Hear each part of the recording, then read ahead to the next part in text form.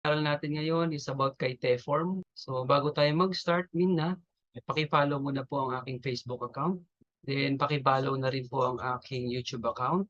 And paki-follow na rin po yung aking Facebook page. Kaya yung whole video po nitong pag-aaral natin ay nandyan po lahat.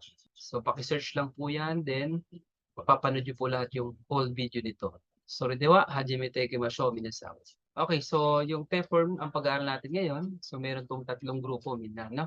Okay, umpisa is group 1 verbs. Okay, si group 1 verbs po, E sound before the mass form.